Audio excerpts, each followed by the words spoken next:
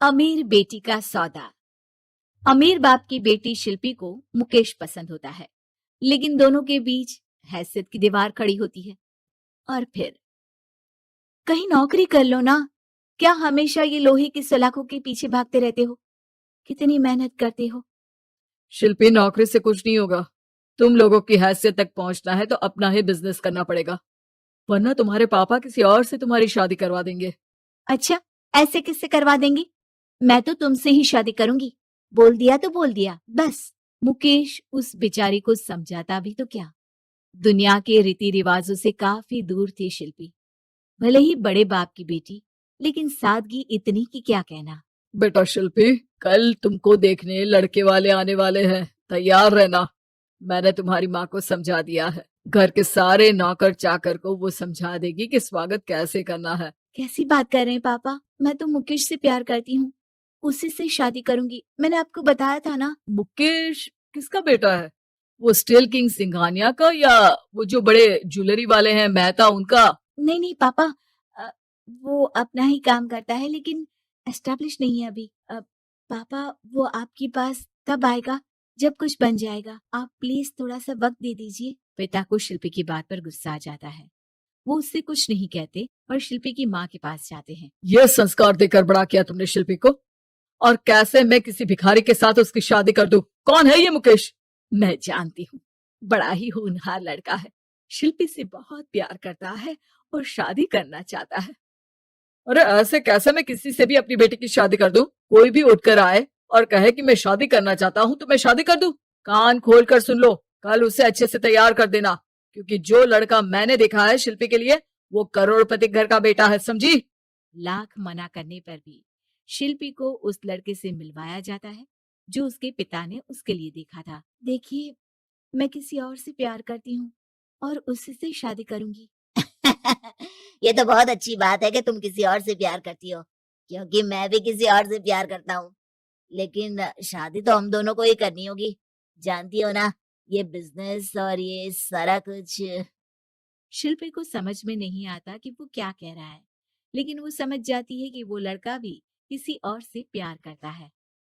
पिताजी, वो भी कह रहा था कि वो किसी और से प्यार करता है।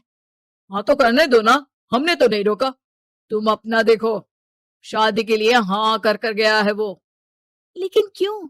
अरे वो और मैं दोनों ही एक दूसरे से प्यार नहीं करते, फिर शादी क्यों कर ले? पापा, एक बार सिर्फ मेरे कहने पर आप मुकेश से मिल ले। पिता शिल्पी के कहने पर फॉर्मेलिटी के लिए ही सही, लेकिन मुकेश को घर बुला लेते हैं। देखो, ज्यादा वक्त नहीं दे पाऊंगा। ये बताओ कि शादी के बाद कहाँ रखोगे उसे? 2 कमरे के मकान में? नहीं सर, मैंने 2 साल के बाद का सारा प्लान कर लिया है। मैंने आयरन इंडस्ट्री खड़ी करने के लिए पूरा ब्लूप्रिंट तैयार किया है। मेरी खुद की जगह है दादाजी की। बस थोड़ा फंड का अरेंजमेंट हो जाता तो काम शुरू कर देता। अच्छा, मतलब तुम यहाँ फंड रेज करने आए हो? मुकेश समझ जाता है कि उसके पिता शिल्पी की शादी उससे कराने के मूड में नहीं है। फंड आप कभी दे भी नहीं पाएंगे मुझे। मुझे तो सिर्फ शिल्पी चाहिए। मैं उसके बिना नहीं रह सकता सर। मैं उसे बहुत खुश रखूंगा। वो तो हर पति का धर्म होता है। वो तो मैं किसी से भी उसकी शादी करा दूं, वो उसे खुशी रखेगा। लेकिन देखो, मैं ज्यादा बात को घुमाना नहीं चाहता। वो बड़े घर की लड़की है, उसे काम काज की आदत नहीं। अभी वो समझ नहीं रही, लेकिन तुम तो समझो। मैं किसी भी हालत में शिल्पी की शादी तुमसे नहीं करवा सकता। मुकेश पिता से लाख मन्नतें करता है, लेकिन वो नहीं मानते। शिल्पी की शादी उस अमीर लड़के से हो जाती है। शादी के बाद क्या हम लोग मेरी माँ के घर चले? मुझे उन लोगों की बहुत याद आ रही है। हाँ हाँ, जाओ जाओ। वैसे भी आज मैं अपनी गर्लफ्रेंड के साथ मसूरी जा रहा हूँ, तुम जा सकती हो। कैसी बात कर रहे हैं? अब हम लोगों की शादी हो गई है, आप कैसे किसी और लड़की के साथ जा सकते हैं? अरे मैंने तो तुम्हें शादी के पहले ही बता दिया था कि मेरी कुछ गर्लफ्रेंड्स है। अब प्लीज ये टिपिकल बीवी वाला रोना धोना शुरू मत कर देना। शिल्पी पिता के घर जाती है और माता पिता को सारी बात बता देती है। इतना गंदा इंसान निकलेगा, मैंने तो सोचा ही नहीं था। अरे क्यों कराई मेरी फूल जैसी बेटी की शादी ऐसे घर में? और तो क्या हो गया? शुरू शुरू में हर घर में ऐसा होता है, धीरे धीरे ठीक हो जाएगा। और वैसे भी उन लोगों के साथ हम लोगों की एक बड़ी डील फाइनल हुई है, समझी? उन लोगों से रिश्ता बनाकर रखो, तभी पैसों की बारिश होगी। पापा, अब समझ में आया कि आपने मेरे साथ ऐसा क्यों किया। मुकेश आपके सामने गिड़गिड़ा कर गया कि वो मुझे बहुत खुश रखेगा, लेकिन आपने मेरी शादी एक ऐसे लड़के से करा दी जो किसी और लड़की से प्यार करता है और शादी सिर्फ समझौते के लिए कर रहा है। पापा, मैं जा रही हूँ, लेकिन इस घर में कभी पैर भी नहीं रखूंगी। आपने मुझे सामान की तरह इस्तेमाल किया। माँ शिल्पी को बहुत रोकती है, लेकिन वो एक नहीं सुनती। कुछ समय बाद, शिल्पी, मुझे नहीं लग रहा कि अब हम दोनों के बीच ये शादी और रह पाएगी। मैं किसी और से शादी करना चाहता हूँ। वैसे तुम परेशान मत हो ना, तुम्हारे पापा के साथ हम लोगों की डील जो चल रही है ना, वो नहीं रुकेगी, क्योंकि तुम बहुत अच्छी लड़की हो। ठीक है, मैं जा रही हूँ, तलाक के पेपर में साइन करके।